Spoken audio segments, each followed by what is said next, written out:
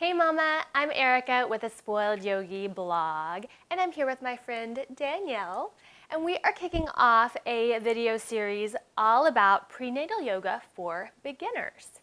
So stick with us, make sure you take a second to click on subscribe because we are going to take you through everything you need to know about starting a yoga practice when you have a baby growing in your belly.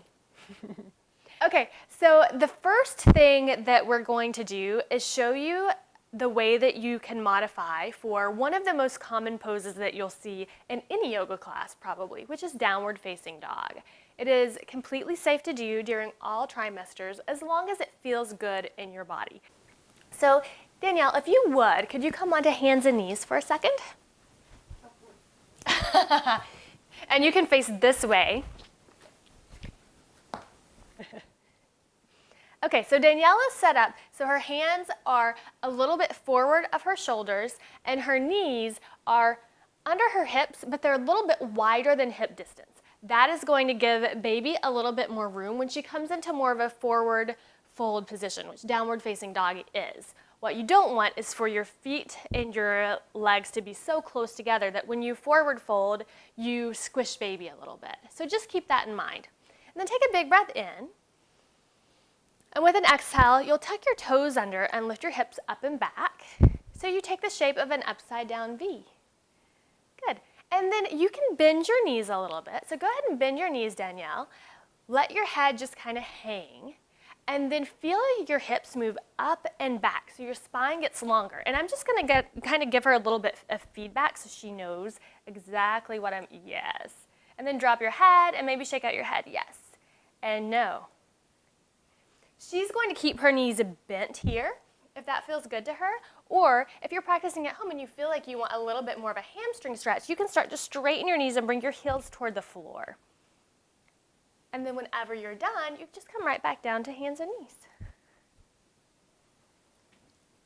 Good, so I love this just to kind of give you a little bit more length to the spine and feel grounding through the hands and the feet.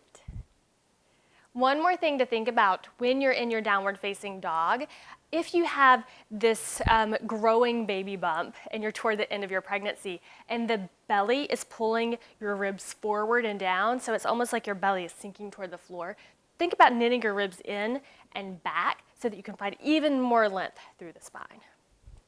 Okay, so let's say Danielle is like, thank you for suggesting downward facing dog, yoga teacher, but I hate that and I'm not doing it anymore because I'm 35 weeks pregnant and I don't want to. That is a completely legitimate and perfectly fine place to be. So I'm going to give you a couple of other options that you can do instead and get pretty much all the same benefits of the pose. Okay, so the first one is puppy pose, and I'm going to ask Danielle to scoot back just a little bit so that we can get her whole body in the shot for this. So hips are now stacked right over knees, just like we did in downward facing dog, but knees are just a little bit wider than hip distance. And all she's going to do is walk her hands forward, forward, forward. Keep your hips stacked over your knees, until her forehead can come all the way down to the floor. So this is puppy pose. It's basically a cross between downward facing dog and child's pose, which we'll show you in just a minute. But the beauty of this pose is that she can still get all of that length through the spine. She can still reach her hips up and back. She can practice the knitting in of the ribs there in case belly starts to dump down toward the floor. Can you think about lifting your ribs in? Oh, there you go. And she can keep walking her hands forward, forward, forward until her elbows lift off of the floor and she can press down through the hands so she's really getting a nice stretch through the undersides of the arms too. And since this puppy, if she wants to wag her tail and get into her side body just a little bit more, she can do that here too. Nice. And then walk your hands back up, Danielle. And you can sit on your heels for a second. So you can see how that would be a good option in lieu of downward facing dog if you want the benefits of the pose, but you don't want to be quite as active. A more relaxed version that you could do is just full-on child's pose. It's interesting because sometimes toward the end of your pregnancy, child's pose starts to get uncomfortable too. So we'll show child's pose. Danielle's looking at me like, yes, I hate it already. We'll show how to set up for child's pose while you're pregnant. And then I'll set Danielle up in a way that hopefully will feel better for her even at 35 weeks pregnant, okay? So back to hands and knees. Bring your knees so they are as wide as your mat, and bring your big toes to touch behind you, and then just sit your hips back down into your heels and bring your forehead maybe to the mat. Good. So this is a great place to be if it feels pretty comfortable for you. If you're starting to feel baby a little squishy here, Danielle's baby is already sitting pretty low, so she may be feeling a little squishy. You can come up onto your hands and your knees.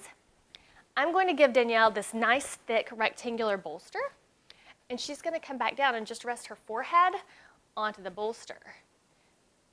And so hopefully that's a little bit less squishy for baby.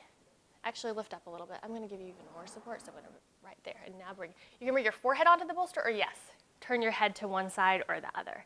And if you don't have a bolster at home, you can use a couple of blocks with a folded blanket on top, like this. You could even use couch cushions or whatever you have that can just kind of give you a little bit of lift and support.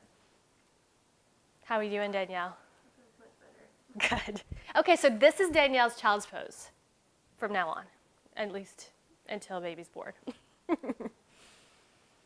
And then whenever you're ready, you'll just come out of it the same way you come out of everything else. So hands come back under the shoulders, lift up, and have a seat on your heels. Yay! I hope this was helpful for you. I hope it gives you some ideas of ways that you can start to modify your yoga practice, even if you're going to a regular yoga class, but certainly if you're practicing at home. If you found it helpful, please take a second to click on like, definitely subscribe, hit that little bell so that you'll get notifications of our next videos, because we have lots more information that you're going to definitely want to keep yourself and to keep your baby safe during prenatal yoga, especially if you're a beginner. So thank you so much, and we will see you next week. Namaste.